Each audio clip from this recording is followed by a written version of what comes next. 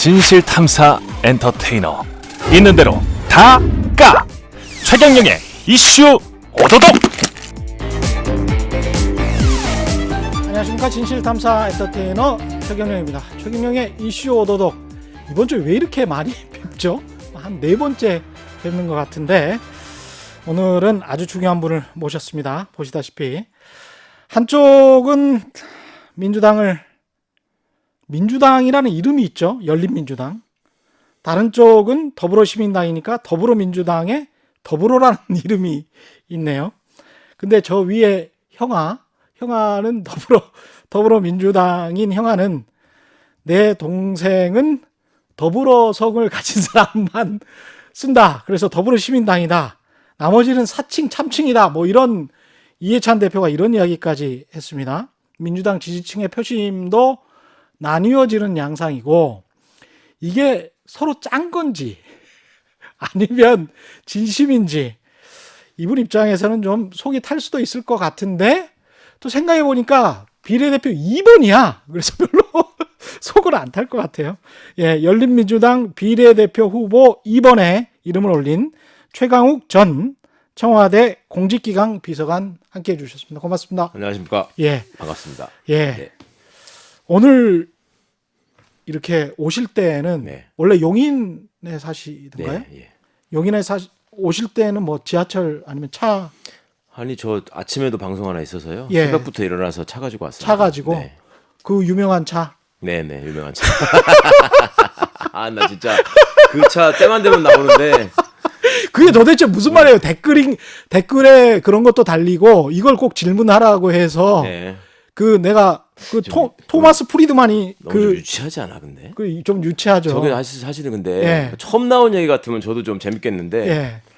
청와대 비서관을 했으니까 예. 저희는 재산 공개 대상자예요. 그렇죠. 그리고 제가 2018년부터 근무를 했기 때문에 계속 나오지. 계속 공개돼 있었던 거예요. 예. 그런데 이제 이번에 어젠가 오늘인가 그것도 나온 거는 예. 지난달 연말 기준으로 저희가 또 공직자 재산 변동 신고를 또 하거든요. 예. 그때 나온 얘기가 아마 또 저를 미워하시는 쪽에서 또 주요한 화제가 되셨던 것 같은데 2012년식 렉서스고요. 예. 2013년에 중고차를 제가 샀었습니다. 아, 예. 예, 지금 한 20만 킬로 됐는데요. 예. 하도 관심들을 보여주셔서 20만 킬로면 얼마 될 것 아니, 같지는 나 않은데. 30만 킬로까지 탈라 그랬는데 예. 이거 어떻게 정리할까요? 아니 뭐 그렇게 뭐 마음대로 마음대로 타세요 그거. 근데 제가 이런 그 사실은 좀 이게 너무 댓글이나 이런 데 있어서 제가 어쩔 수 없이 질문을 했는데 그 토마스 프리드만 그 세계는 평평하다 세상은 평평하다 쓰신 뉴욕 타임즈 기자 있잖아요. 그분이 렉서스와 올리브나무. 예. 그게 이제 어떻게 보면 세상이 평평하고 국적이 없고 다양하게 섞이고 그런 자유무역의 이야기거든요. 예. 근데 갑자기 이제 이럴 때는 정치적으로 이제 국수주의적인 입장을 취하면서 자유무역으로 먹고 사는 나라에서 너는 왜 일제차 타고 다녀? 너는 왜 독일차 타고 다녀? 이거는 뭐라고 할까요? 그러니까 이런 언론의 경향이 네. 사실은 제가 이제 고위공직자 재산 검증을 방송사에서 처음으로 시작한 사람으로서 아, 그러셨구나. 15년 예, 전에. 맞아. 예, 기억납니다. 예. 이런 식으로 사람을 비난하지는 않았어요. 공직자를. 예. 가령 무슨 뭐 투기를 했다거나. 투기를 했는데 예. 투기에 그것도 어떤 시세 차익을 얻기 위한 게 명백하게 보이는 강남 아파트의 투기랄지 아니면 무단 증여랄지 탈세랄지 뭐 이런 것들을 가지고 네. 일단 법과 관련돼서 그리고 혐의가 아주 명백한 것들을 가지고 했지 네. 거기에 아파트를 소유하고 있다. 네. 그래서 KBS나 MBC에서 보도를 해서 비판을 한 적이 있는지 한번 찾아보세요. 단 한 건도 없어요. 그거는 언론사의 판단 기준에 아니 그 사람이 돈이 많아서 또는 돈이 적어서 돈이 중간 정도 있어서 그 아파트를 샀는데 어떻게 하란 말이야.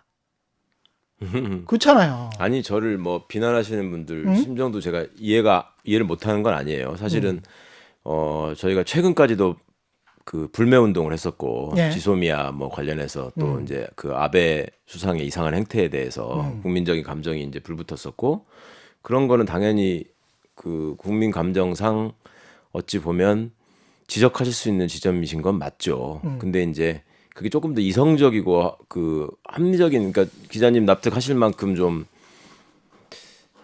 진지하게 좀 논의가 됐으면 좋겠는데, 예. 그러니까 네가 왜 일본 차를 타고 다니냐 그러면서 이제 이어지는 말이 그거더라고요. 제가 페이스북에다가 그 미래나 한국이나 통합이나 이런 말을 좀 더럽히지 말라 이런 뜻으로 이렇게 쓴 적이 있었어요. 짧은 글을 하나 올렸었는데요. 예. 당명을 가지고 예. 네네. 그러니까 뭐 과거로 자꾸 회귀하고자 하면서 미래라는 말을 모욕하고 있고, 그 다음에 뭐 탐욕하고 기득권을 통합하려고 하는 건 어떻게든 제가 저지하고 싶고, 그 다음에 한국의 이익보다 일본의 이익을 우선하는 사람들은 이번에 척결돼야 된다. 이게 저는 선거의 의미라고 생각한다. 그런 글을 쓴 적이 있었는데요. 좀 많이 아프셨나 보죠. 그러니까 뭐 일본 차 타면서 그런 말 할 자격이 있냐 뭐 이런 말씀이신 것 같아요.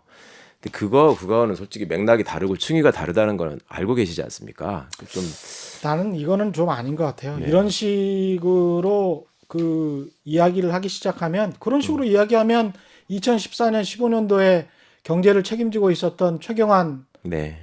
부총리 같은 경우도 강남 서초구에 어떤 아파트에 사시는지 소유를 하고 있는지 제가 알고 있고, 네. 그다음에 우병우 수석 같은 경우도 압구정동 유명 아파트를 네네. 소유를 하고 있고요.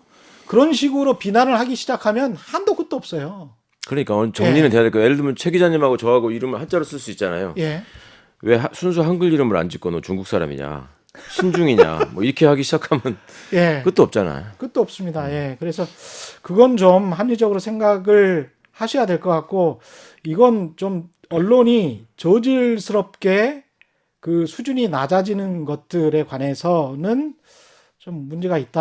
그래도 여튼 저한테 뭔가 기대와 성원을 보내주신 분들께 제가 가지고 있던 그런 결점이 상처가 됐다면 예. 저는 사과를 드려야죠. 죄송합니다. 그럼 뭐 정치인이니까. 나 그 얘기 오늘 많이 듣는데 정치인이니까 어쩔 수 없어요. 태어나서 처음 들었거든요. 오늘 아침에. 그러니까 청와대 계셨을 때까지는 정치인 아니죠. 그거는 이제 공무원 같은 네네. 그런 느낌이었죠. 공무원이에요. 공무원 같은 게 아니라. 근데 예. 저는 지금도 변호사라는 호칭에 제일 익숙하고요. 예. 그다음에 무슨 비서관이라고 하는 것도 되게 이상했었어요. 사실 예. 한 2년 가까이 들었지만. 예. 근데 아침에 저기 라디오 인터뷰하는데 우리 김경래 선생이 예. 자 이제 정치인을 모셨습니다. 어쩌고 하는데 예. 진짜 이상한 거예요. 태어나 처음 들었어. 저를 정치인이라고 부른 사람 오늘 아침에. 그 정치인이죠. 정치인이 되신 그러니까, 거죠. 예, 사실은 맞아요. 어떻게 맞는데 보면 청와대로 들어가셨을 때부터 이제 정치인이 된 거죠. 그렇게 생각하시는 분들이 많았죠. 예. 그게 이제 뭐 그렇죠. 일단 정무직이니까 아닌가? 정무직은 아니에요. 비서관은 별정직 별정직인가? 고위공무원. 별정직 고위공무원. 네. 수석부터는 그렇구나. 정무직 공무원. 예. 그러니까 어디까지를 그러면 뭐랄까요? 그 기능적 공무원이고 어디까지를 정무적 공무원으로 판단하는지도 참 그거야 뭐 보시는 분 판단에 따라서 예. 다르지 않겠습니까? 알겠습니다. 그 청와대 가셔서 가지고는 네. 어떤 기억에 남는 에피소드나 이런 거 있으세요? 많죠. 에피소드 많은데요. 예. 무엇보다도 우리 대통령님 가까이서 뵈면서 뭐 가졌던 소중한 기억들이 되게 많고요. 예. 그다음에 거기서 이제 새벽부터 밤 늦게까지 정말 열심히 일하는 동료들의 모습도 제가 자랑하고 싶은 게 많고요. 그다음에 거기서 제 업무가 이제 공직기강 비서관이 하는 일이 인사검증, 고위공직자 인사검증하고 예. 또 청와대 내부 직원들, 경호처까지 포함해서 이제 감찰 업무를 하는데요. 그런 업무를 하다 보면 불가피하게 이제 어떤 사람의 이면을 들여다보게 됩니다. 예. 검증이라는 게 그런 거잖아요. 그렇죠. 그분이 살아온 과정을 검증하는 거니까. 그렇죠. 그렇다 보면 아무래도 뭐 얘기거리가 많아질 수밖에 없죠. 근데 이제 함부로 할 수 없는 얘기들이니까. 그렇죠. 예. 그리고 또 아시다시피 저희 민정수석실은 그간의 권력기관 개혁 작업을 쭉 진행해 왔기 때문에 그걸 수행하는 과정에서 벌어지는 여러 가지 이제 모습들이 있잖아요. 예. 각 어떤 이해 집단들의 모습이라거나 그다음에 그 구성원들이 보이는 다양한 의견들이라거나 예. 그다음에 그 사람들이 어떤 집단에 따라서 또 갖고 있는 특징들이 있어요. 그런 것들이 예를 들면 제가 재직 중에 있었던 일들 중에 좀 다른 분들한테 말씀드리면 좀 놀라시는 것 중에 하나가 만약에 말입니다. 최 기자님한테 무슨 고위공직계 후보로 오르셨다. 예. 그러면서 청와대 공직기관 비서관실에 인사검증팀에서 전화를 드리는 거예요. 전화가 왔어요. 네. 저한테. 네, 전화를 예. 받으셨어요. 예. 그래가지고 안녕하십니까 여기 청와대 공직기관 비서관실 인사검증팀입니다. 고위공직자 후보로 선정되신 것을 축하드립니다.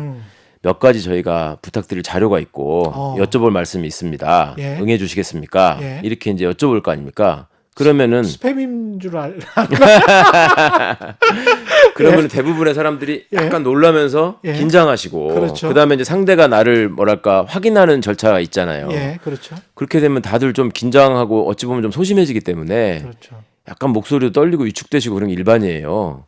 그런데 그 와중에 그 전화를 받고 위축된 상황에서도 반말짓거리를 하는 사람들이 있습니다. 반말. 예. 반말을 하는 직군이 예. 2개가 있어요. 2개가. 공직자들 중에. 재밌다. 어. 무조건 검사죠. 이거 딱 직군은 유튜브용으로 만든 건데 봐봐. 이게 너무 신기한 거야. 두 직종을 제가 맞춰보라고. 아니 무조건 검사야. 이거. 제가 왜냐면 여쭤보면 검사들을 제가 전직 검사, 현직 검사들 다 만나보잖아요. 네. 어떻게 그렇게 반말을 잘해? 그러니까. 저도 사실은 같은 법조에 있지만 예. 변호사한테 반말하는 검사는 없으니까 예. 그 적어도 제 후배 검사들이나 이런 친구들은 제가 반말을 했으면 했지 지가 반말했다가 나한테 죽으니까 예. 그렇게는 못했는데 아니 이 친구들이 자기를 검증하는 전화를 받고 그러니까 그 반말한다는 것도 놀랍지만 제가 더 놀랐던 거는 우리 청와대 내부에 있었던 사람들이나 또 외부 분들한테 그런 일이 있는데 실제로 예. 어떤 직종이 그럴 것 같습니까 하면 하나는 다 맞추는 거예요. 검사. 100% 검사는 다 맞추는 거야. 두 번째 이게 이제 좀 어렵죠. 너무 네. 궁금하다. 네. 아니 기자들은 제가 알고 있는 기자들은 설마 그럴 것 같아요. 기자들은 안 그래요. 네. 그러지는 않을 것 같고. 기자들은 영리하잖아. 아 반말. 교수님. 교수님. 예, 교수들일 것 같아요. 아니요. 교수님들도 안 그러시고요. 아니에요. 네. 예. 공무원 직종 중에 음. 군인 장성들. 그것도 그것도 이해된다. 별 이해된다. 2개만 돼도 그렇게 예. 행동 안 해요. 근데 별 하나. 하나. 이제 준장 달고 예. 막 이제 세상이 동전장만 하게 된 거야. 야, 세상에 보이는 게 없구나. 내가 장군이야 이런 사람들이 있어요. 예. 그 전화를 하면 그래 무슨 일이야 이런 사람들이 있어가지고 물론 다 그런 건 아닌데 그 우리 전화 거시는 분들도 그 낮은 야. 공무원들이 아니에요. 우리 청와대 그럼요, 근무하는 그럼요. 행정관들은 예. 그분들이 이제 전화를 하는데 처음에는 이제 그냥 뭐 놀래서 그랬겠거니 아니면 긴장해서 그렇겠거니 아니 낮아도 하고. 그렇지. 글쎄 그 물론 그런 다 경우가 아니긴 한데 예. 그래도 이제 굳이 이해를 해주자면 예. 얼마나 놀랬으면 뭐 당황해서 그럴 수도 있겠지 예. 하고 이렇게 듣다 보면 계속 반말을 하는 거예요. 음. 그러면은 자 지금부터 반말하시면 안 됩니다. 말씀을 한번 정리해 주세요. 이러면 그때서 예 이러면서 이제 약간 고치는 예. 사람도 있고 어. 그러다가 또 이제 말 짧아지는 사람도 있고 예. 그러니까 물론 그 두 직군을 뭐 비하해서도 안 되고 예. 그 저기에서도 안 되지만 하여튼 다른 직군은 그런 게 전혀 없는데 음. 유독 그 2가지 직군에서 그런 태도를 보이는 사람들이 일부러 아마 있더라. 아니 심지어는 검사 출신 변호사도 그래요. 심지어는 검사 출신 맞습니다. 변호사도 그렇고 네. 놀라운 것은 본인들의 약점 그다음에 이제 취재 때문에 탐사보도 취재는 대부분은 그 사람들 비판하는 취재니까 검사 출신 변호사한테 갔는데 뭘 던지기까지 해요 사무실에서 나가라고. 예. 예. 대단하더라고 위세가. 그러니까 한 번도 뭐랄까 남들에게 아쉬운 소리를 해본 적이 없는 그럼요. 예. 사람들이 예전에 그 유명한 장면 있지 않습니까? 스포츠서 검사 PD 수첩에 취재했을 때 그 최승호 PD한테 예. 반말하던 검사장 예. 박기준 그렇죠. 검사장이었죠. 예. 대단하잖아. 그 네가 뭔데 검사를 막 그렇죠. 이러잖아. 그렇죠. 검사가 뭔데 네가 뭐 일단 뭐 청와대 이야기 나오면 또 조국 전 장관 이야기 안 할 수가 없는데. 그런가요? 네. 예.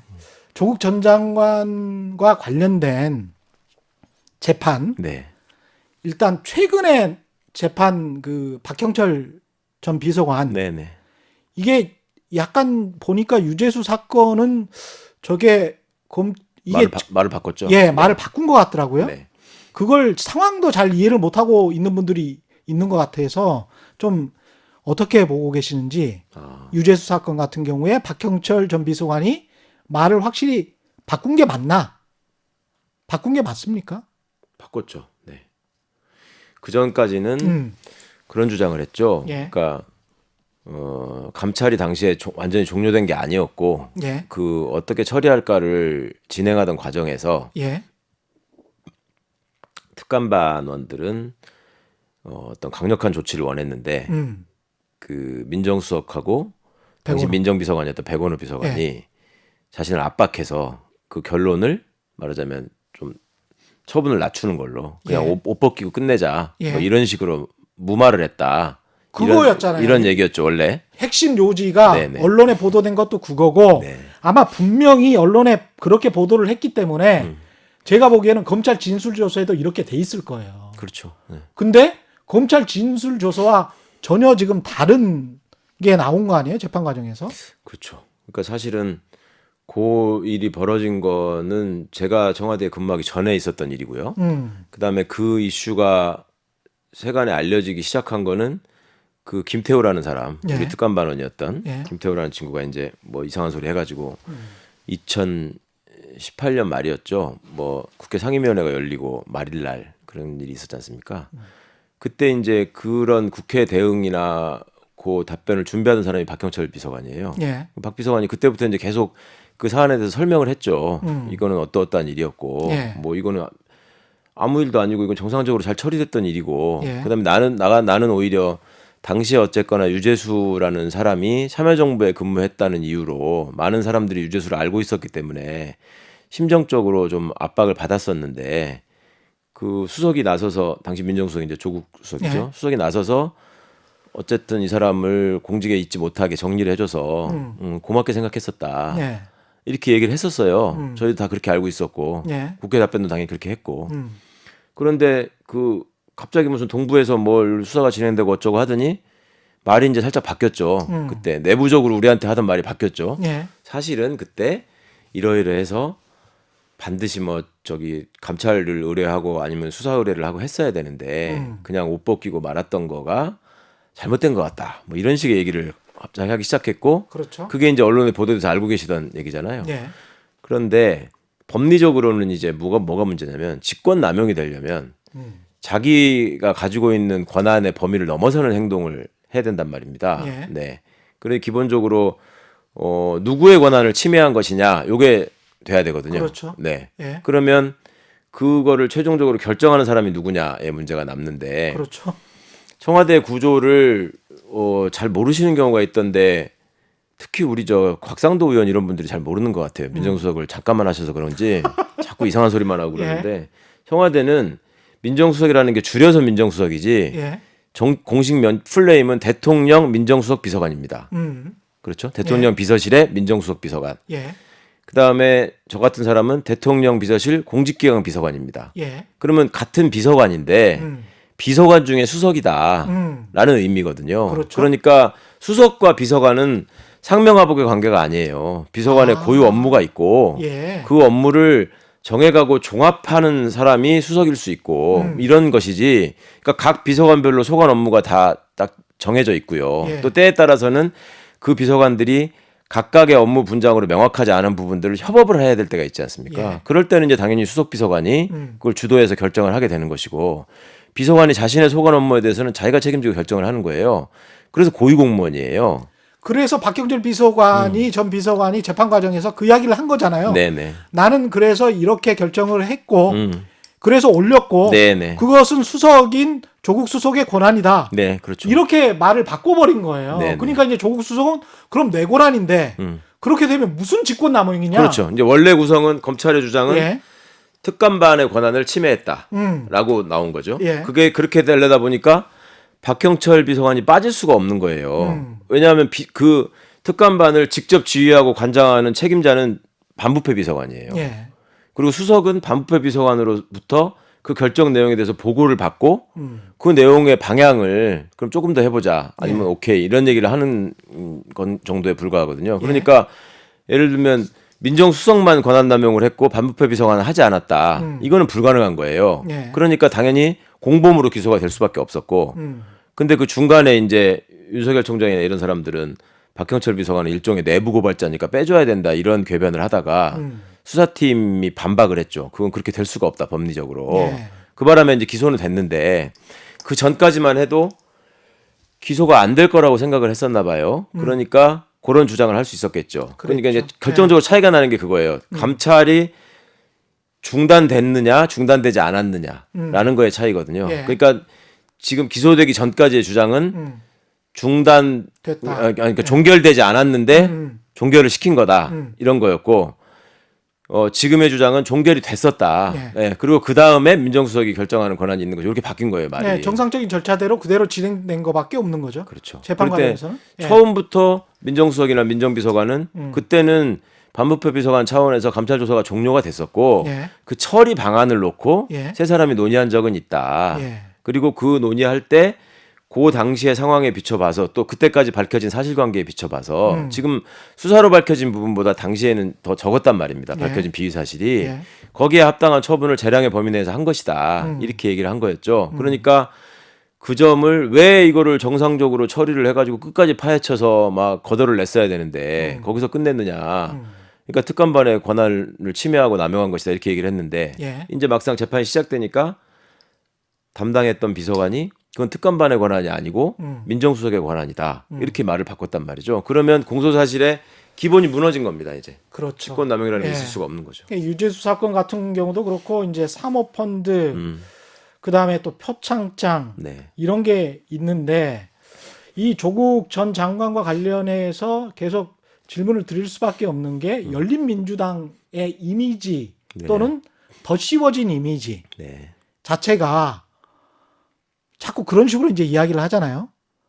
그 조빠, 아 그래요? 예. 그 다음에 무슨 뭐 이 조국 수호, 네. 그 다음에 이제 문빠 중에 극렬 문빠, 네. 그리고 좀 극단적인 그런데 좀 흠결이 있는 것 같은. 네. 그래서 이제 아까 그 렉서스, 무슨 뭐 정봉주, 네. 무슨 뭐 손혜원 네. 이게 다 이제 보수 또는 이 또 보수 야당 네. 이쪽에서 보수지들 또 보수 야당에서 주장하는 네. 그런 이야기들인데 그 이야기들에 관해서 가장 크게 이제 국민들한테 다가오는 게 조국은 그래도 네. 문제가 있었던 거 아닌가. 특히 표창장 같은 경우는 그 전형적인 내로남불의 그 프레임 안에서 빠져나올 수는 없는 것 아닌가. 근데 그거를 옹호하는 거는 문제가 있는 거 아닌가. 이런 이제 인식이란 말이죠. 어떻게 생각하십니까, 이거는? 일단 그 보수 야당이라고 자처하는 사람들의 비판이 예. 본인들을 좀 돌아보고 난 다음에 했으면 좋겠어요. 그러니까 이제 똥 묻은 개들이 할 얘기는 아닌 것 같고 일단 네. 기본적으로 사실 뭐 나경원 씨가 한 행태만 보더라도 이거는 예. 좀 국제적이잖아요. 예. 차원을 훨씬 넘어서고 예. 이제 그 점을 하나 말씀드리고 싶고요. 좀 그런 말을 할 자격이 있는 사람들이 좀 나서서 했으면 좋겠다.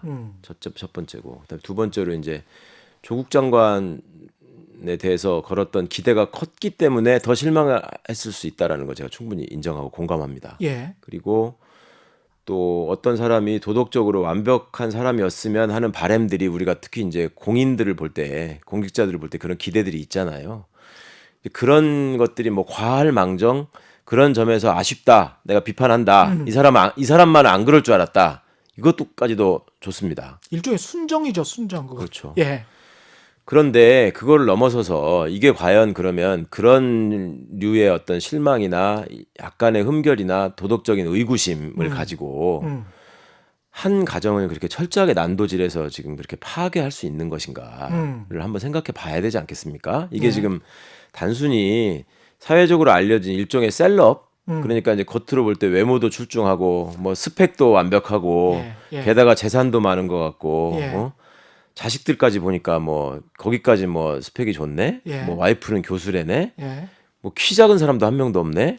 뭐 이런 것들에서 오는 예.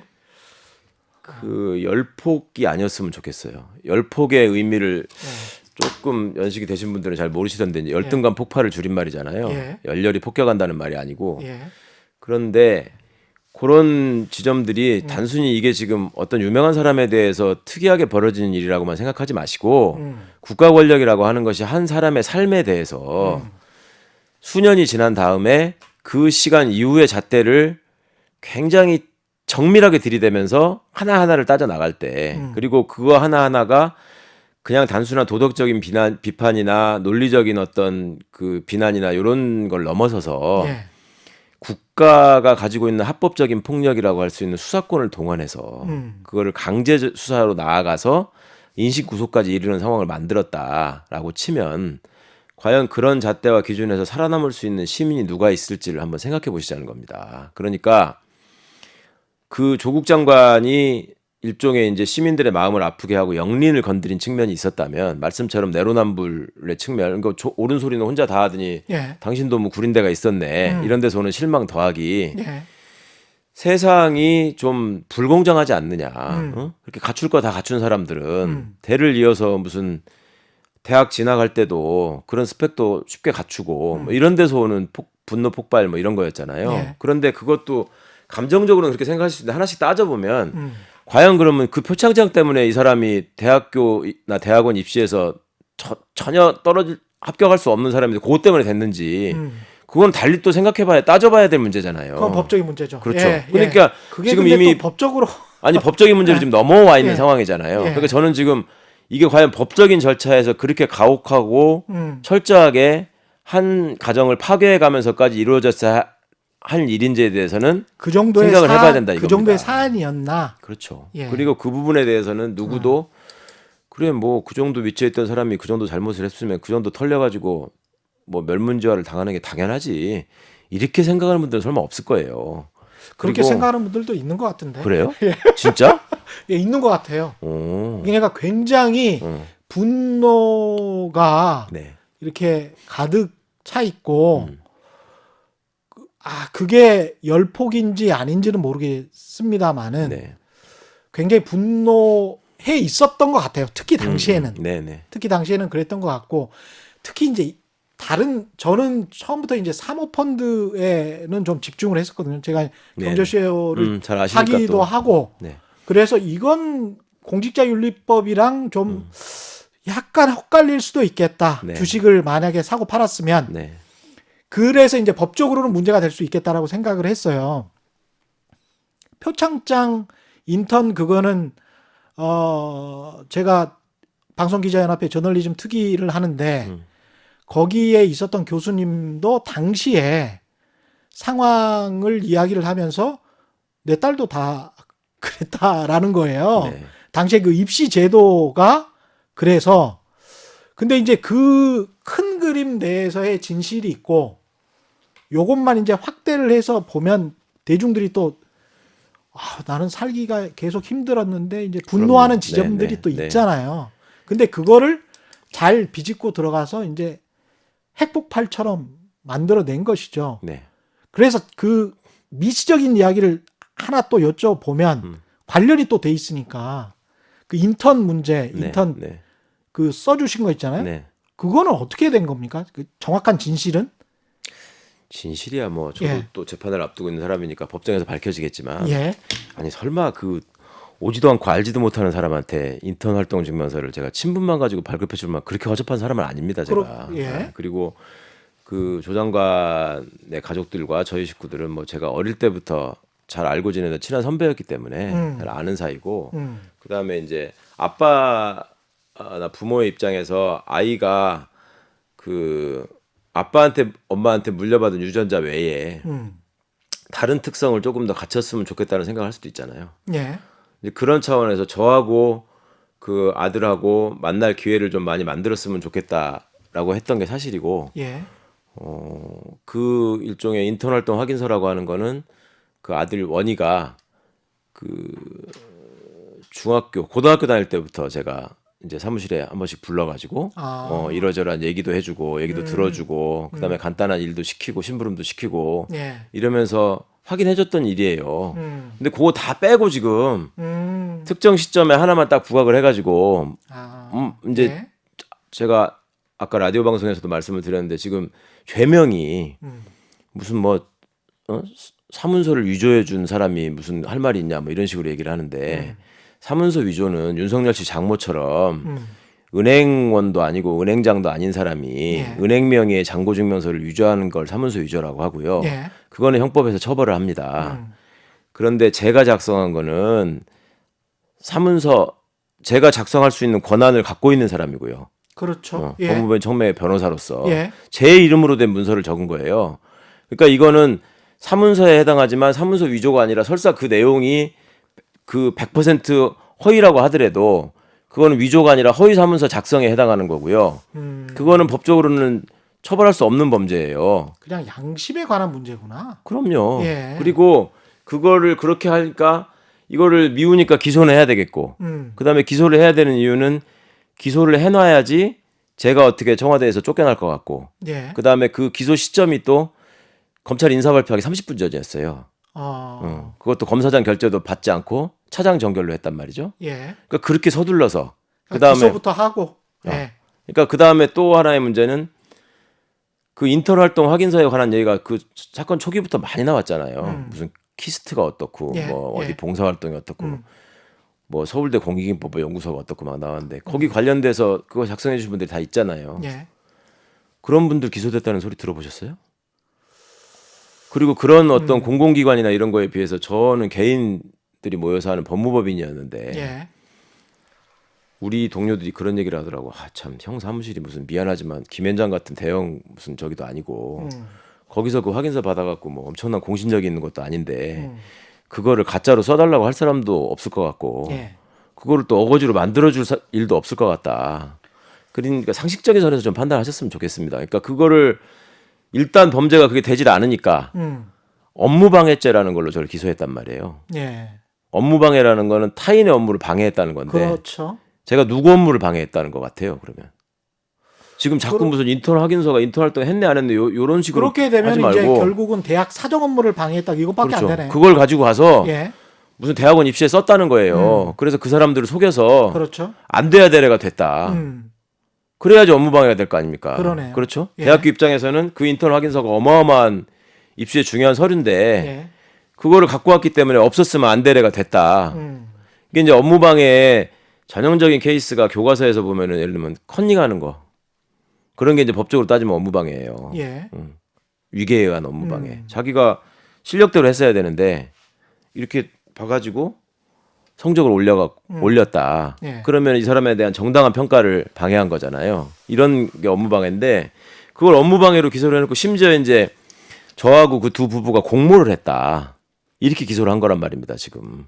재밌다. 그 납득이 가세요. 그 업무 그러니까 이 단어 선택이 굉장히 중요하군요. 그래서 말장난을 하는 거예요. 자꾸 예. 그러니까 법조 기자들이 중요하다는 게 그 어. 검찰 얘기만 받아 적을 게 아니라 한번 생각을 해보라고. 그 업무 방해 무슨 업무를 방해했는지를 그러니까 있어야지 업무 방해가 될 거 아니에요. 그럼 그 업무가 이 친구가 기 인턴 확인서를 갖고 가서 어디다 제출했는지를 확인이 돼야지. 그래야지 그 학교의 업무를 방해한 거 아니겠습니까? 기본적으로. 생각해 보니까 신문사, 방송사, 검찰, 법원, 교회까지 당시에 제 아이는 이제 중학교 3학년 정도 나이인데 그 관련해 가지고 무슨 뭐 봉사활동 네. 증명서 네, 떼려고 네, 네, 네. 앞에서 3시간, 4시간 거기에서 뭐 하고 아니면 또는 하지 않고 뭐 정직한 아이들은 했겠고 예. 정직하지 않은 아이들은 안 했겠고 근데 그거를 하려고 해도 법원 관계자를 좀 알아야지 거기를 들어가고 네, 그렇죠. 신문사 관계자를 알아야지 좀 들어가거든요. 네네.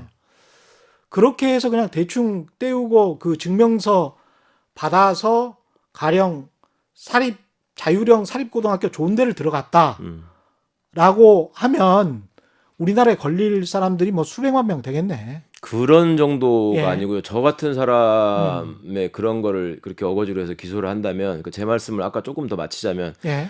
그러니까 고 업무방해라고 해서 기소를 할 거면 제가 언제 어떻게 모여가지고 셋이서 어떻게 논의를 해서 나는 이걸 가짜로 만들어 줄 테니까 이걸 갖고 와서 어디다가 내라 이걸 알아야 될 거 아니에요. 그렇게 해서 이 대학에 이게 필수 코스니까 그렇죠. 이게 꼭 필요하고 그래서 제가 만들어 줬어야 되고 그게 다 입증이 돼야 될 거 아닙니까? 공소장에 그게 써 있어야 돼요. 그러네. 공소장도 예. 두껍게 써야 되거든요. 공소장 딱 한 장이에요. 예. 한 장짜리 공소장 많잖아요. 아니 물론 음주운전 같은 거 한 장이거든. 예. 근데 이거는 제가 말씀드린 것처럼 그런 얘기들이 담겨야 돼. 예. 근데 그거 자체가 없어. 그리고 제가 지금도 그걸 어느 대학에 썼는지를 몰라. 그리고 나중에 이제 수사 기록 같은 거 우리 변호사님 통해서 보니까 제가 써준 그 인턴 활동 확인서를 가지고 심지어 그 대학에 합격한 것도 아니에요. 아, 그럼 어쩌자는 거야. 그러니까 이거는 이런 식으로 이제 형법이 세상의 영역에 막 침투하기 시작하면 그렇습니다. 예를 들면 그런 게 예, 있어요. 예. 어디 저기 들어갈 적에 여기 우리 예를 들면 이 KBS 출입할 때요. 예. 막 급할 때 있으시잖아요. 그 예. 출입증을 안 가져왔어. 예. 그러면 동료 누가 갈 때 여기 안 열리니까 게이트가 야 여기 맞아. 한 번만 찍어줘 이럴 수도 한 번만 있잖아. 찍어줘 그럴 수 그렇지. 있죠. 그리고 열리잖아요. 예. 그러면 남의 신분증을 가지고 들어온 거 아니에요. 이거는 업무방해도 아니고 위계에 의한 공무집행방해죄예요. 법적으로 따지면 여기는 그렇게 됩니까? 공공기관이니까 그럼 위계에 의한 공무집행방해. 아유 말도 어려워. 그 출입증이 자기 거 아닌데 예. 남의 걸로 들어온 거 아니에요. 예. 속인 거라 위계라는 게 위계. 속였다는 말이에요. 그러네. 속였다. 그리고 그 앞에서 예. 출입자들의 그 신원을 확인할 업무를 하시는 분들이 계시잖아요. 청경분들의 방호원분들이 계시잖아요. 그분들의 업무를 방해한 거예요, 그게. 그러네. 그거는 업무방해보다 훨씬 무거운 범죄. 위계에 의한 공무집행방해죄는 그걸로 이제 여기 서가지고 지금 그러면 대검이나 중앙지검의 간부들이 와가지고 기소하기 시작하면 예. 그다음에 또 하나 법조인들은 다 연수원 다니면서 2년차 때 15라는 생활을 하거든요. 15. 예, 예. 그 실무 수습을 하는 예, 거죠. 검사 법원 검찰 15 뭐 가가지고. 이런 거 네. 합니다. 예. 그러면 거기 가서도 통상의 경우에 지금 현업에서 일하고 있는 검사나 판사들의 경우에는 검찰청은 중앙지검 경우에는 약간 타이트하게 출근부를 관리한 적이 있었어요. 예. 근데 법원이나 뭐 예. 변호사 15도 하고 이러는데 예. 그런 데는 가는 날 가서 인사드리고 그 술 먹잖아요. 그 술 먹고 중간에 회식 한번 하고 예. 술도 되게 진하게 먹어요. 15들. 예. 그리고 2달쯤 예. 끝나는 날 가가지고 또 예. 인사하고 이게 다야. 맞아요. 예. 2달 동안 실무수습 열심히 했다고 이렇게 써주거든. 그렇지. 그러면 그때 그 사람들 뭐야? 그거는 공문서예요. 사문서도 아니고. 그러네. 그렇죠. 법원 검찰에서 확인해 준 거잖아요. 예. 그거를 허위 공문서 작성은 허위 사문서 작성이 아니고 허위 공문서 작성은 처벌받는 범죄예요. 공문서니까. 그러네요. 그럼 그때 당시에 법원장, 검사장, 검찰총장, 대법원장 다 기소하라고.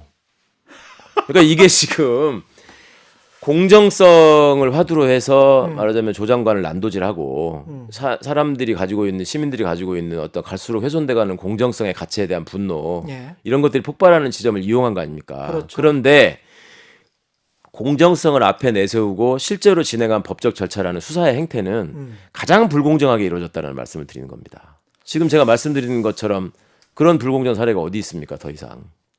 최 변호사님 오니까 좀 이해가 된다. 예.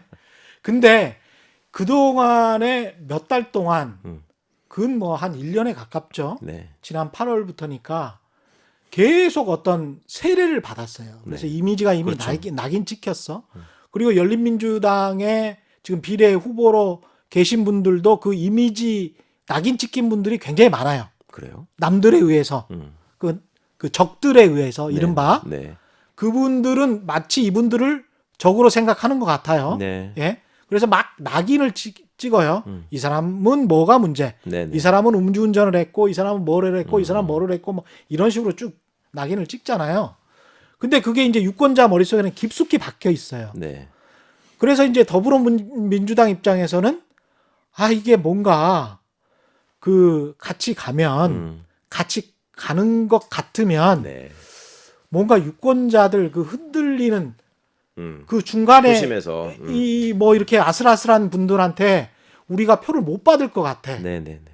그래서 지금 거리두기를 해야 될 것 같아. 그렇죠. 그렇게 하는 건지 아니면 진짜로 이해찬 대표가 말씀하시는 것처럼 절대 아니야. 네. 소자도 아니야. 네. 이런 건지 어떻게 보십니까? 첫 번째는 이제 부자 몸조심 경향이 강하고요. 예. 잘 가고 있는데 예. 또 옛날에 잊혀졌던 쟁점이 다시 또 부활해가지고 음. 다른 사회적인 소모적인 논란이 생기는 걸 원하지 않는다. 음. 집권당으로서 저는 충분히 보일 수 있는 자세라고 생각합니다. 예. 그리고 선거잖아요, 지금은. 예. 선거라는 거는 남의 당이 잘 되도록 선거운동하는 건 아니에요. 예. 자기 당이 잘 돼야 되는 거고요. 또 특히 본인들이 선택한 당이 잘 되기를 원하는 이번 이제 비례정당이라는 특이한 행태가 지금 그렇죠. 처음 지금 실험이 되는 거잖아요. 예. 그럴 때 어쨌거나 당의 공식적 입장으로 더불어시민당을 택했기 때문에 그런 선거운동 방식으로서 열린민주당을 공격하는 것은 저는 충분히 가능하다고 생각합니다. 그런데 한 가지 제가 아쉬운 점은 그런 거예요. 무슨 적자서자 얘기를 하실 일이 아니고요. 예. 그렇게 저희들끼리 그 얘기가 뭐 나왔다길래 어제 웃으면서 그랬어요. 이게 우리는 이제 조금 들떨어졌다고 버림받은 효자다. 버림받은 효자다. 그러니까 나중에 부모님 편찮으시고 그러면 나이 드셨을 때 예. 누가 돌아가서 모시는지 한번 보자. 음. 그런 얘기들을 했었고요. 그다음에 이제 우리 최 기자님 무슨 그런 식의 낙인이 찍혀 있는 사람들이 있다라고 예. 말씀을 하셨는데 저한테 예를 들면 일부 찍혀 유권자들에게는. 아니 그러니까 예. 저한테 찍혀 있는 낙인이라고 하자면 이제 그 수구 세력의 입장에서는 저를 예를 들면 무슨 법치 파괴 오적 중에 한 사람으로 꼽은 기사도 제가 봤어요. 아, 그런 기사도 그래서 있었어요. 청와대에 있으면서 제가 놀림감이 됐었는데 아, 사람들이 별로 관심을 갖지 않았던 예전에 무슨 새로운 보수당인가? 예. 그거 잠깐 있었다가 없어진 당 있잖아요. 예, 예. 그때 뭐 이름도 기억 안 나는데. 예. 그러니까 바른미래당이 깨지면서 뭐 새보수당을 아! 만들었잖아. 유승민 뭐 그거구나. 예. 네, 예. 하태경 예. 뭐 좀 예. 몇 명 있어갖고 예. 그때 하태경 씨가 잠깐 대표를 하면서 법치 파괴 오적을 발표했다고. 아. 누군지 아세요? 누구예요? 1번 예. 문재인, 어, 2번 예. 추미애, 3번 조국, 조국, 4번 유시민, 5번. 5번 최강욱. 아, 그래도 그 제가- 랭킹 안에 들어갔다는 게 제가 그게 거물입니다. 나 깜짝 놀랐어요, 진짜. 엄청난데요. 다음에는 이제 국회의원 하시고 장관 하시는 각인데. 장관이 뭐야? 대권이야 이거는. 얼마나 예. 그때 저희 사람들이 저를 놀렸는지. 예. 여튼 하여튼 예. 그런 거 뭐 그 사람들 입장에서 정치적인 이득을 위해서 뭐 그럴 수 있다고 쳐요. 말도 안 되지만 법치는 뭐 앞장서서 파괴한 것들이 그런 얘기하는 거 정말 제가 기도 안 쳐서 뭐 그런데. 근데 이제 그 기본적으로 그 더불어시민당의 입장에서 열린민주당이 그 유권자들한테 별 호응을 받지 못하면 예. 굳이 그런 얘기 하실 필요가 없어요. 그렇잖아요. 그렇죠. 무시 전략이 제일 좋은 거예요. 상대를 자꾸 언급할수록 그 사람을 인식하게 되는데 사람들이 그렇죠. 그게 이제 프레임 싸움에서도 가장 주의해야 될 거 아닙니까? 그렇습니다. 남의 얘기에 빠지지 마라. 예. 그런데 뭔가 지금 더불어시민당을 지지하는 더불어민주당의 입장에서 신경 쓰이는 지점이 있는 거죠. 그렇죠? 그 신경 쓰이는 지점이라는 게 외적으로 지금 외화되고 있는 형태가 열린민주당의 지지율이 지금 나날이 올라가고 있다는 거. 예. 그러니까 보통 생각할 때는 상식적으로 민주당이 더불어시민당을 택하고 지지한 순간 예. 열린민주당은 쪼그라들어서 3%도 안 되는 정당으로 소멸할 것이다. 이게 일반적인 지지난주까지 예측이었어요, 실제로. 아, 그래요? 정치권 언저리에서. 어. 그런데 의외로 그렇지가 않았잖아요. 그건 물론 더불어시민당이 만들어지는 과정에서 약간의 잡음도 있었고, 그 다음에 이제 거기에 이제 비례대표로 제시됐던 라인업이 과연 민주당 지지자들의 수요를 충족했느냐, 예. 요구를 충족했느냐는 문제가 있을 수 있겠죠. 예. 그런데 다른 한편으로는 제가 아까 낙인 말씀을 드려서 말씀을 또 길게 드리는데 열린우리당에 참여하고 있는 저를 포함한 몇 분 여러분들의 후보들이 지금 유권자들이 보시기에 끌리는 지점이 있는 것 같아요. 그러니까 그 끌리는 지점이라고 하는 것이 싫어하는 사람들의 측면에서는 어떻게든 낙인을 찍어가지고 나쁘게 보이려고 하는 지점이었는데 그렇죠. 끌리는 지점이라고 하는 게 저 사람들이야말로 진짜 문재인 대통령을 지킬 사람들인 것 같다. 아니면 화끈하네 뭐 이런 거. 저 사람들이야말로 검찰 개혁을 어떤 어려움이 있더라도 끝까지 해내고 검찰에 맞서서 검찰의 잘못과 검찰의 직권 남용과 이런 것들을 지적해내고 싸울 것 같다. 이런 이미지가 생겼나 봐요. 예. 그게 당연히 신경이 쓰이실 거고 그렇다 보니 저쪽은 뭐 우리하고 상관이 없다. 뭐 문재인 정부를 팔지 말고 뭐를 참칭하지 말라 이런 말씀을 하셨잖아요. 예. 근데 제가 지금까지 단 한 번이라도 무슨 출마 선언을 한 이후로 무슨 대통령을 끌어들여서 말씀을 하거나 무슨 청와대 얘기를 하거나 그런 적이 없었어요. 제가 단 한 번도. 아. 그런데도 불구하고 그런 얘기를 하신다는 거는 그런 얘기를 하든 하지 않든 간에 유권자들 일반이 보기에 예. 저 친구는 그간에 살아온 이력이나 이런 것들을 보면 우리를 배신하지 않을 거야. 예. 그런 생각이 있고 그 생각을 갖고 계시는 분들의 지점이 소위 지금 친조국이라고 하는 지점에서 예. 굉장히 응축돼 있는 일종의 열망이나 한 같은 게 있다는 걸 제가 느꼈거든요. 제가 페이스북에 쓴 글에 대한 댓글이라거나 아니면 예. 제가 언급되는 유튜브 방송에 달린 댓글이나 이런 것들을 제가 이제 출마 이후에 좀 봤는데요.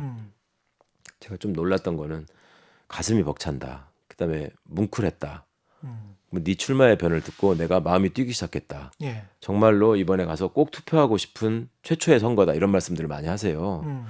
그 마음은 뭔가 우리가 더 밝은 미래 좋은 세상으로 나아가기 위해서 열심히 대통령과 정부가 분투를 했는데 여당도 민주당도 나름 최선을 다해서 국민들의 의견을 수렴해서 잘 해보려고 했는데 예. 충족하지 못한 지점이 일부 있었던 거죠. 그러니까 그거를 열린민주당이 나서서 채워준다면 우리가 너희들을 지지하겠다. 그리고 너희들이 일종의 그 특공대로서 잘할 수 있는 지점을 가서 싸워서 다 물리치고 이겨내라. 이런 요구셨던 것 같아요. 근데 진짜로 문재인 정부가 그 하고 싶은 일을 못했던 이유가 네. 또는 안 했던 이유가 힘이 없어서 못했던 겁니까? 국회에 힘이 없어서 못했던 건지 아, 네네네. 아니면 사실은 문재인 정부의 성격이 네. 제가 경제쇼를 하면서 제 기준으로 봤을 땐 중도 보수나 중도 진보라고 하기는 좀 그렇고 네. 문재인 정부의 성격은 약간의 진보와 네네. 상당히 이 큰 중도 보수 합리주의자들의 모임 정도인 것 같다. 네. 근데 그 정부에 대해서 처음의 이미지는 노무현 정부 때도 그랬고 문재인 정부 때도 그랬고 반대 세력이 있어서 그런지는 모르겠지만 너무 큰 이 진보의 아우라가 있는 거예요. 네.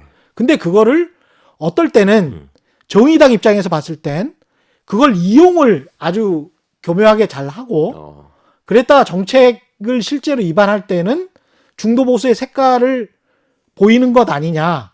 그래서 저 사람들은 도대체 진보냐 뭐냐.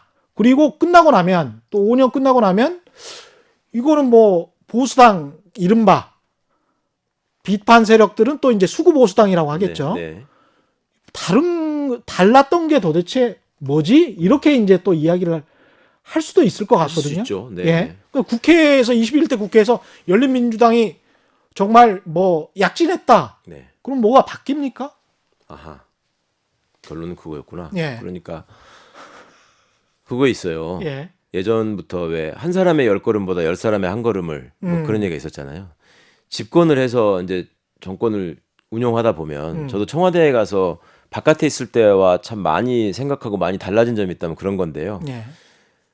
국민 각계각층의 다양한 요구들이 있고 그 요구들이 수렴돼서 실현되는 과정이 이제 정책 결정의 과정 또 집행 권력을 통한 행정 집행 이렇게 되는 거 아니겠습니까?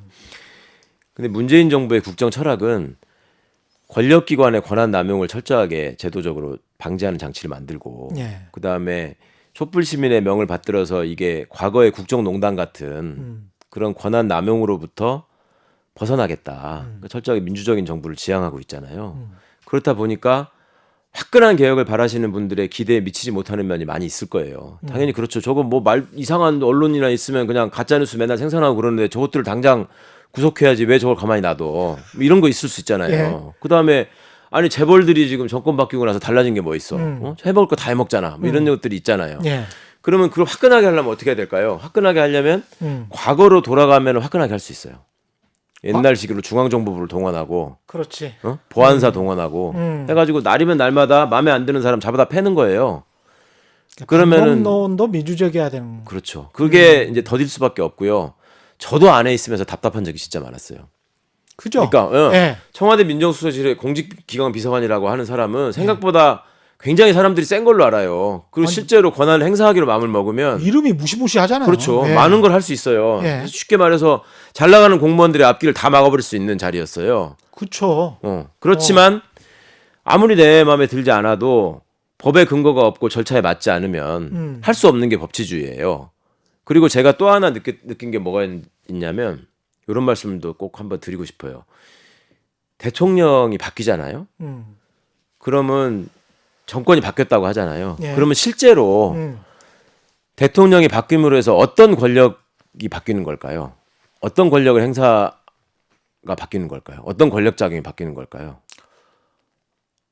예를 들면 언론 권력, 예. 재벌 시장 권력 이런 것들은 안 바뀌잖아요. 안 바뀌어야 하죠. 그렇죠? 예. 네. 그러면 대통령이 바뀌었다고 하면은 그 전 대통령과 그 다음 대통령이 예.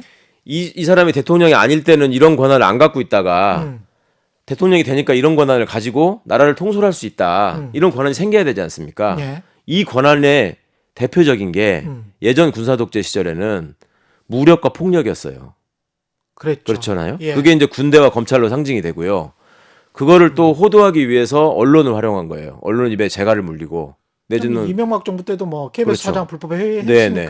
아니면 뭐 언론을 재갈을 물려서 또 예. 회유하거나 아니면 돈을 갖다가 매겨가지고 뭐 저기 하게 하거나 이런 식으로 하잖아요. 그렇게 예. 국가를 운영해 왔다고요. 예. 권력을 가진 사람이. 음. 권력을 가진 쪽에서는 그런 유혹에 빠질 수밖에 없어요. 저도 나름의 권력을 행사할 수 있는 직위에 있어 봤더니 예. 그런 유혹이 날이면 날마다 생겨요. 아우 저것들을 확 그냥 그냥 이런 게 되는데 예. 그렇게 할 수가 없는 게 너무 답답한 거야. 그런데 다른 아. 현상으로 또 제가 뭘 느꼈냐면요. 저희가 음. 민정비서관이 있고 반부패 비서관이 있고 민정수석실에 예. 공직기강 비서관, 법무비서관 이렇게 있습니다. 예. 민정비서관은 쉽게 말하면 여기는 정보가 모이는 곳이에요. 옛날로 치면. 음. 반부패 비서관은 예전에는 사정비서관이라고 하던 데인데 이거는 수사하는 거, 그렇죠. 또 사정 권력 예, 이런 예. 것들을 다 총괄하는데 음. 공직기관 비서관은 인사검증을 하기 때문에 인사권을 보좌하는데요. 예. 대통령이. 예. 법무비서관은 대통령을 법률적으로 조언하는 참모 역할을 하는 것이고 음. 그러면 보십시오. 정보 권한, 예. 그다음에 국가의 합법적인 폭력인 수사권, 음. 그다음에 대통령이 가지고 있는 행정부 수반으로서의 인사권. 예. 이것이 대통령을 구성하는 핵심 권력이라고 할 수 있어요. 예. 그런데 문재인 정부는 국정원의 국내 정보 수집을 없애지 않았습니까? 그랬죠. 그렇죠? 완전히 없어졌어요, 그거는. 음. 정보 경찰을 개혁하겠다 해 가지고 그걸 제도적으로 아직 완성하지는 못했지만 정보과 형사들. 예, 정보과 형사들이 그 깝치고 다니는 행태들이 많이 지금 없어졌어요. 예. 어디 가서 전무부사장 하면서 건방 떨고 명함 주고 껐덕거리는 거 없어졌어요, 지금. 예. 그러니까 이게 없어졌어요. 그러니까 현상적으로 청와대에 있어 보면 나타나는 현상이 뭐냐면요. 각 부처에서 이렇게 자신의 어떤 안위를 위해서 내지는 보험 차원에서 청와대 비서관들하고 이렇게 친분을 갖고 싶어 하는 사람들이 있을 수 있잖아요. 있죠. 안면을 터놓으면 아무래도 낫지 무슨 일이 그렇죠. 생기면. 그럼 그렇죠. 인사로 오신다고요. 예. 인사로 오시는 분들을 보면 공무원들이 그렇죠. 아. 공무원들이나 아니면 뭐 공공기관 분들이나 예. 뭐 기회가 돼서 청와대 방문할 기회가 생기면 공공기관 장이나 뭐 이런 분들. 예, 좀 빠른 분들은 민정수석실에 인사를 하러 와요. 아. 행여나 여기에 뭐 책 잡힐 일이 있으면 안 되니까. 아. 그런데 그때 보면요.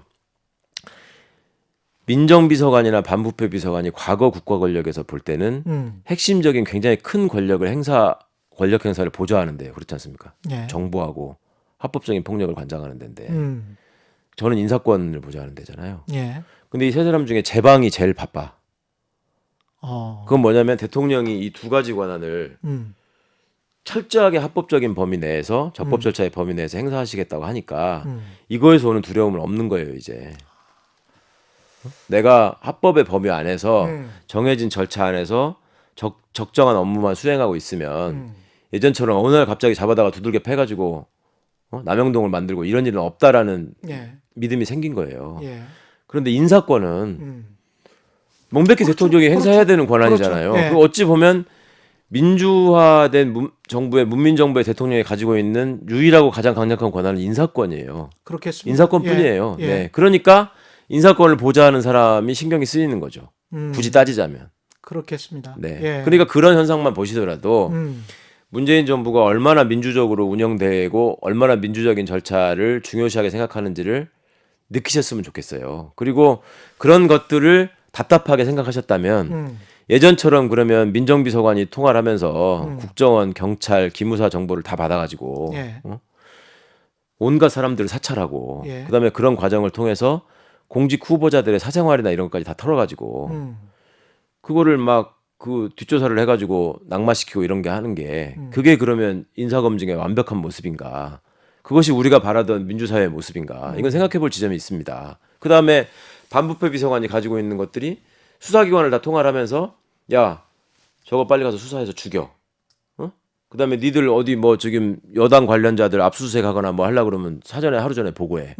그 짓을 다 했거든요. 그랬죠. 그리고 심지어 지금 제가 말하는 윤석열 하나회라고 하는 검찰 내 특정 집단이 과거 정부에서 나름의 검찰의 에이스 내지는 엘리트라고 자부하고 군림하면서 예. 그 친구들이 제일 열심히 했던 일이 그 일이에요. 검사들이 과거에 민정수석실에 많이 파견 나왔단 말이에요. 예. 민정비서관실, 사정비서관실, 공직기관비서관실에 다 있었어요. 예. 무슨 일을 했겠어요, 와가지고. 그 수사정보 빼내고 지시하고 그런 일을 하던 자들이 지금 다 있단 말입니다. 그러면 지들이 했던 그 불법 행위를 다 뻔히 알고 있고 그걸 증언할 수 있는 사람들이 너무나 많아요. 당시에 법무부에 근무했던 친구들이나 그러네요. 지난 정부에서 예. 당시 대검에 근무했던 친구들은 음. 그때 당시에 청와대 민정수석실에 근무하면서 자기들한테 수시로 전화해가지고 수사에 관해서 압력을 넣고 정보를 빼내가던 자들을 다 기억하고 있습니다. 그런데 그 공무원들은 공무원이니까 이야기를 못 하는 거구나. 그렇죠. 근데 이것들이 또 검사장이 돼 있고 예. 무슨 뭐 차장 검사가 돼 있고 이러니까 이 사람들은 직급이 낮으니까 말을 못 하고 있을 뿐이지 예. 속으로 야 니들이 옛날에 어떻게 했는데 지금 와가지고 무슨 뭐 그런 얘기 많이 하잖아. 우리가 뭐 살아있는 권력을 상대로 지금 검찰권을 행사하는데 예. 무슨 얘기만 하면은 권력이 무슨 간섭을 한다. 뭐 예를 들면 청와대 대변인이 검찰의 저러한 행태는 예를 들면 언론에다가 흘리게 하고 온갖 이상한 짓을 많이 하지 않았습니까? 예. 수사를 진행하면서 예. 수사만 하는 게 아니라 언론하고 주고받고 하면서 이상한 얘기들을 만들어 갔잖아요. 그런 것들은 하지 마라. 그 피의자를 지나치게 모욕하는 행위들, 막 이런 아무 사실이나 막 흘려가지고 논두렁식의 사건으로 대표되는 예. 그런 행태는 하지 마라. 그런 하지 않습니까? 그런 짓을 하면서 그거에 대해 문제점을 지적하면 권력이 왜 수사에 개입하고 감시하느냐 이런 식의 프레임으로 받아쳤고 그렇죠. 예. 법조 출입하는 특히 검찰 출입 기자들은 또 그 말이 맞나벼? 이러고 썼단 말이에요. 예. 그러면서 마치 문재인 정부가 과거처럼 뭐 엄청난 월권을 해가지고 이상한 꼼수를 부려서 무슨 인사권을 남용하고 한 것처럼 돼 있던 게 과거에 무슨 김태호라는 사람으로 대표되는 특감반 예. 사건이었고 예.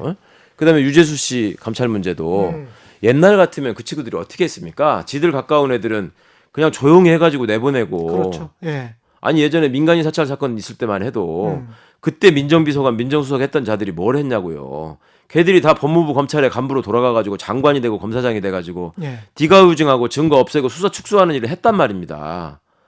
근데 그게 뭐 검찰뿐만이 아니고 사실은 사회 곳곳에서 네. 다른 공기업도 심지어는 뭐 언론사들도 여전히 뭐 그러고 있으니까요. 네네. 예. 그러니까 그런 것들을 일거에 쓸어버리려면 예. 딱 맘먹고 문재인 정권 5년은 음. 촛불 시민의 명을 받아서 합법적인 독재를 하겠다. 그리고 니들이 원하는 아니 니들이 그렇게 바라는 과거로 한번 돌아가 보자. 응? 그렇게는 또 못하지. 아니 그래서 전두환 때처럼 한번 해보자 그러면 전두환이 옛날에 무슨 그런 인터뷰했잖아. 예. 젊은 친구들이 예. 전두환을 비난한다고 하니까 자기가 그랬잖아. 예. 이것들이 내 맛을 경험해보지도 못한 것들이 뭐 그런다고 얘기했잖아요. 삼천 교육대 한번 가봐. 뭐 이러면서. 그러니까 유신 시절에는 전두환 때처럼 한번 해보자 이거예요. 그러면 예. 어떻게 할 거야 그러면 제일 많이 당할 사람들이 그거에 대해서 그런 문제를 지적한다는 게 제가 예. 그래서 자꾸 똥 묻은 개를 얘기하는 겁니다. 예. 니들이 예. 문재인 정부니까 그따위 소리를 하고도 지금 선거에 나와서 국민들한테 지지해 달라고 껐덕거리고 다니는 거지. 가슴에 손을 얹고 생각을 해봐라. 그게 지금 가능한 얘기냐? 예. 인간적으로. 그리고 다시 한번 얘기하지만 너네 검찰에 있는 것들 죄송합니다. 예. 예전에 너 청와대 있을 때 그 지시하고 압력 넣고 수사 맨날 보고하라 그러고 이 사람 저 사람 가서 저기 빨리 가서 압수수색 하라고 다 했잖아 임마. 내가 다 알아. 윤석열 씨한테 이야기하는 거 아니죠? 정말 저보다 나이 많은 사람이니까 내가 니들 인사검증한 사람이야. 니들 뒤에 얼마나 구린 게 있는지 내가 다 아는 사람이야. 예. 어떻게 할래 이제? 아. 자 니들이 파일 혹시 있으시면 저한테 넘기셔도 아니 됩니다. 내가 하지도 않은 일 저도 가지고 탐사보도 니들이 나를 기자이기 기소한 때문에. 애들인데 예. 너네 한 걸로 한번 그러면 털어볼까? 어떻게 되는지? 아니 터실 필요는 없고요. 저한테 넘기세요. 저도 여기에서 또 아이템을 얻을 수도 있겠는데요. 마지막으로 그 문재인 대통령 관련해서 네. 가까이에서 보니까 어떠세요? 어떠신 분인 것 같아요? 아 예. 일단은 훌륭하신 분입니다. 훌륭하신 분이에요. 그런데 예. 저는 그렇게 살고 싶지 않습니다. 아 그래요? 너무 아. 너무 진지하시고 너무 성실하시기 때문에 너무 피곤하세요. 그러니까 항상 그런 모습들이 저희도 사실은 청와대에 있으면서 나름 비서관이라고 경무에 시달린다고 얘기를 하거든요. 몇 시에 출근해서 몇 시에 퇴근하셨습니까? 저는 집이 좀 멀어서 집에서 다닐 때 5시에 일어나가지고요. 새벽 5시? 예. 예. 씻고 좀 준비해서 5시 반에 출발해서 도착하면 6시 반. 6시 반. 네. 뭐 예. 이렇게 고속도로가 뭐 사고가 나거나 하면 7시 아휴, 뭐 이런 식으로 예. 하고 보통 이제 정책부서 같은 경우에는 6시 반에 회의를 하기도 하고 7시에 회의를 하기도 하고 왜냐하면 8시부터 이제 메인 회의들이 돌아가기 시작하기 때문에요. 그걸 준비하거든요. 그리고 이제 다음 날 또 일을 하다 보면은 뭐 9시 10시에 퇴근하는 게 예사고 그랬었어요. 그런데 대통령께서 그 고민하고 늘 어떤 문제점들을 정리해 가지고 이렇게 정제된 말씀을 하는 걸 이렇게 들어보면 내가 고생하는 건 진짜 저 양반 고생하는 거에 비하면 아무것도 아니다. 내가 찍소리만큼 열심히 해야 되겠다는 생각이 절로 들어요. 그 저는 개인적으로 제일 뭐랄까 대통령께 감명을 받았던 장면이 예. 정무직 이제 차관급 이상 분들의 인사검증 결과를 제가 대통령님께 직접 보고를 드리거든요. 예. 그러면 그 보고를 드릴 때는 예를 들면 인사수석님이나 뭐 민정수석이나 비서실장이나 이런 분들 다 배석자일 뿐이지 그거는 전적으로 제 업무이자 제 권한입니다. 어찌 보면. 예. 그런데 어느 날 인사수석 이제 대통령 일정이 이제 바쁘시다 보니까 그런 인사보고 같은 게 작은 게 있으면 그 예. 자투리 시간에 얼른 들어가가지고 보고를 하고 나와야 될 때가 있을 거 예. 아니에요. 그런 바쁜 시간에 인사수석께서 부속실에서 대통령님 지금 한 20분 정도 시간이 나시니까 얼른 올라오십시오. 그 보고를 받고 빨리빨리 가시느라고 저한테 연락을 못 해주고 간 거예요. 제가 가서 보고를 할 게 있었는데. 예. 그러니까 이제 갔는데 제가 이제 한 5분 늦게 들어가니까 두 분이서 이렇게 앉아 계시다가 아유 제가 늦어서 죄송합니다. 연락을 좀 늦게 받았습니다. 이렇게 하고 들어갔을 거 아닙니까? 예. 대통령 방에. 예. 근데 이렇게 보시더니 인사수석님이 저한테 아유 최 비서관님 죄송해요. 제가 이거 지금 대통령 시간이 너무 안 되셔가지고 저한테 사전에 요약해서 알려주신 자료로 먼저 좀 설명을 드렸어요. 예. 크게 흠결이 없는 분들 같아서 예. 그런 말씀을 드렸습니다. 괜찮겠습니까? 그래서 제가 아유 다 해주셨으면 좋죠 뭐. 그리고 제가 이제 대통령님께서 뭐 더 저한테 궁금하신 거 물어보실 게 있으시면 그거 답변 드리겠습니다. 그때 대통령께서 그럴 때 최 기자님이 대통령이면 어떻게 하시겠어요? 그래 내가 보고를 받았는데 예. 궁금한 게 있으면 내가 다녀와서 조금 더 물어보거나 다시 찾거나 할 테니까 기다리세요라고 하거나 예. 아니면 앉으라고 해가지고 요거 좀 물어보거나 하셨을 거 아니에요. 근데 예. 그때 진짜 시간이 없었거든요. 예. 저렇게 보시더니 내가 시간을 잘 못 맞춰가지고 앞 일정이 늦어지는 바람에 이 시간 보고 시간이 짧아져서 내가 공직기관 비서관 보고 절차를 어떻게 건너뛰게 됐네요. 양해해 주세요. 이렇게 얘기를 하시는 거예요. 어휴. 그거는 대통령 비서의 입장에서는 상당한데? 아우 나는 진짜 그때 어. 정말 뭉클했어요. 이분이 이렇게까지 한 사람을 존중하고 그 사람의 권한을 또 인정하고 그다음에 정해진 절차를 이렇게까지 철저하게 지키려고 하시는 분이구나. 싫어하죠? 아 그럼요. 그다음에 대통령님이 뭐가 불편하냐면 어디를 가시든지 녹음기가 예. 따라다녀. 어. 항상 그 요만한 그 나무로 이렇게 해가지고 그 안에 녹음기가 들어있어요. 그거를 제1부속 비서관이 대통령님들 수행하는데 어디를 가시든지 대통령이 앉으시면 그걸 딱 갖다 놔 앞에다가. 식사를 하실 때도 그렇고 업무를 하실 때도 그렇고 예. 아무 때도 사적으로 말씀하실 순간이 없는 거예요. 그러네요. 그거 어떻겠어요. 내가 얘기를 하다 보면 특히 일이 막 스트레스가 많고 힘들수록 한 번씩 객적은 소리도 하고 쌍욕도 하고 이러면서 푸는 거 아니에요. 그렇죠. 보통 사람들이. 그렇죠. 그게 다 녹음된다고 생각해 보세요. 어휴. 끔찍하네. 그래서 제가 대단히 훌륭한 분이지만 저는 그렇게 살고 싶지 않다라는 말씀을 드린 겁니다. 근데 이제 대통령은 아니지만 국회의원은 되려고 하시는데 예. 이 열린민주당 국회의원이 만약에 되신다면 되시고 싶은 이유가 뭐예요? 그게요. 예.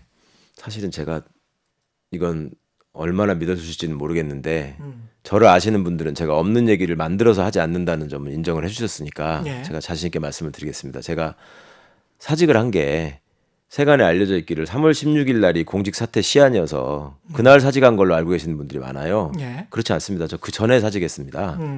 그런데 3월 16일 날 새벽에 페이스북에 제가 올렸을 뿐입니다. 예. 사직의 변을. 예. 그러니까 그냥 3월 16일이라고 막 하고 가시는데 청와대 비서관의 정확한 인사 명령 일자나 이런 것들은 일종의 보안이기 때문에 제가 정확히 확인해 드릴 수는 아, 없지만 그렇군요. 그 전입니다. 예. 그리고 그때만 하더라도 제가 국회의원이 되고자 해서 사직을 한 건 아니었습니다. 아, 그래요? 네. 제 정확한 목표나 뜻은 뭐였냐면 어떻든 지금 제가 청와대를 들어갈 때, 청와대에 있을 때, 그다음에 청와대를 나와서라도 제 마음속에 수건처럼 돼 있는 제가 그리고 이 시대에 제 나름의 역할을 뭐라도 하나 필부로서 하고자 한다면 저는 가장 중요한 게 검찰개혁이라고 생각을 하면서 들어갔었고요. 예. 근무를 하면서 이게 제대로 안 됐을 때 얼마나 이게 흉폭한 무기가 돼서 음. 국민들을 위협할 수 있는지를 예. 뼈저리게 느낀 사람입니다.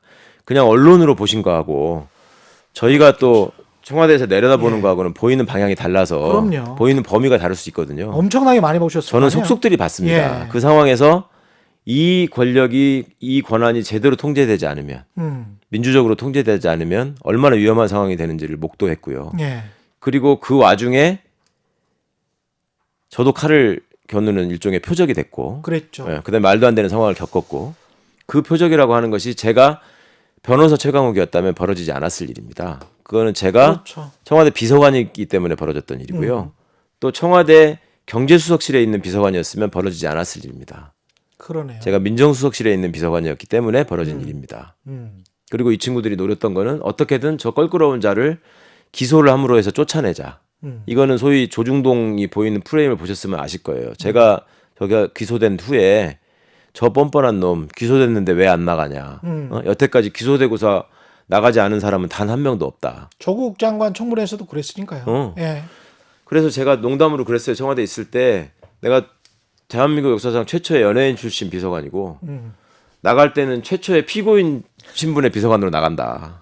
이제 그 얘기를 했는데 그렇게 하면서까지 하고자 했던 건 뭐냐면 자기 권한의 강화, 그다음에 기득권의 유지 이런 거였거든요. 예. 그런데 아까 최 기자님 말씀처럼 그런 얘기들을 선거 국면에서 국민들한테 그게 알려져야 되고 그다음에 이번 선거가 검찰개혁은 말씀처럼 법안도 올라가 있고 통과됐고 뭐 이제 되는 거 아니야 이렇게 생각하시는 분들 의외로 많아요. 그렇죠. 그렇죠? 예. 근데 끝날 때까지는 끝난 게 아닙니다, 진짜로. 그러면 그 끝날 때까지 끝난 게 아니다라는 얘기를 내부 사정을 속속들이 아는 제가 그리고 나름대로 방송이나 이런 활동을 통해서 시민들께 그런 내용들을 검찰에 관한 내용들, 권력기관에 관한 내용들을 제가 나름대로 전달을 하고 있었거든요. 예. 그런 스피커로서의 역할을 제가 하지 않으면 이 얘기가 묻힐 수 있겠다. 그리고 여당은 갖고 있는 어떤 책임이나 큰 무게 때문에라도 이거를 얘기하지 못합니다. 크게 그러니까 그렇죠. 집중적으로 얘기하지 못합니다. 그런 그렇죠. 현실이 있거든요. 예. 제가 그 역할을 하고 싶었어요. 그런데 많은 분들이 제가 그 역할을 자임한다고 했을 때 야, 그런 상황에서 상대가 그러면 네가 고치고자 하는 상대가 가장 두려워하는 방법이 뭔지를 생각해라. 그 상대를 바로잡고자 그 상대의 나쁜 짓을 어떻게든 바로잡고자 내지는 척결하고자 해서 나온 길이라면 예. 상대가 제일 두려워하는 길이 뭔가를 생각해봐라. 그거는 네가 국회에 들어가서 국회에서 네 스피커가 최대화되는 것이다. 그리고 단순히 전직 청와대 비서관으로서 일종의 해적 방송을 통해서 하는 얘기와 예. 국회의원이 의석을 가지고 하는 얘기는 예. 이 스피커의 크기가 엄청 다르다. 그렇죠. 예. 근데 그거를 왜 굳이 아니라고 하고 안 하려고 하느냐. 그게 무슨 정치판이라고 하는 게 막 더럽고 발을 담그면 안 되는 걸로만 네가 생각하는 것 같은데 정치가 할 수 있는 긍정적인 기능이 분명히 있는 것이다. 그리고 비례는 언제든지 관두면 그 다음 사람이 승계를 하기 때문에 의석에 손실이 있는 것도 아닌데 하는 데까지 해보고 그게 되면 어찌 보면 새로운 정치의 모습을 네가 나름대로 한번 보여줄 수도 있는 거고 예. 해보다가 도저히 그런 어떤 장벽에 막혀가지고 안 된다고 하면 그때는 과감하게 아무 부담 없이 던지고 나올 수 있고 그렇죠. 그렇잖아요. 우리 편 의석이 줄어드는 게 아니니까 그런 제안들을 너무나 많은 분들이 진지하게 해주셨고요. 그리고 이제 다른 방송들을 통해서 소개가 됐지만 특히 이제 이번에 우리 열린민주당에 함께하신 우리 주진영 선배께서 예. 그 전에 이제 KBS에서 같이 방송하고 이러면서 이제 저희가 많이 이제 가까워진 사이였는데 예. 그런 얘기들을 하신 거예요. 그러니까 어디 가가지고 이제 뭐 지난번에 우리 라디오 출연하고 그러셨다대 왜 그렇게 최강욱이한테 관했냐 그러니까 나는 최강욱이가 국회 의석에 앉아가지고 검사들 앉혀놓고 뭐라고 얘기하는지 질문하는지 한번 보고 싶었다 이런 말씀하셨다 그러고 예. 저한테도 많은 분들이 댓글이나 이런 걸로 당신이 국회에 들어가가지고 국정감사 때 윤석열 총장하고 마주하는 모습을 꼭 보고 싶다 이런 말씀들을 하시는 분들이 많아요. 예. 그래서 그 안에까지 정리되지 않으면 제가 한번 보여드리겠습니다. 그 안에까지 정리가 되지 않는다는데 윤 총장 나가라는 이야기네. 아니 뭐 저 그렇게 얘기하지 않았습니다. 주어가 없습니다. 예. 4월 선거가 언제죠? 4월 15일인가요? 16일인가요? 15일입니다. 예, 15일 이후에 검찰하고 언론 이야기만 한번 저랑 집중적으로 다시 한번 해보시죠. 그러시죠. 예. 아주 재밌을 것 같습니다. 열린민주당 비례대표 후보 1번. 2번. 예. 최강욱 전 청와대 공직기강 비서관이었습니다. 고맙습니다. 감사합니다. 예. 네. 최경영의 이슈 오도독 오늘로써 시즌 1 12회를 모두 마치고요. 시즌 2가 바로 시작됩니다. 저는 단단한 껍질에 쌓여있는 더욱 다양한 이슈를 들고 시즌 2에서 다음 주에 돌아오겠습니다. 고맙습니다.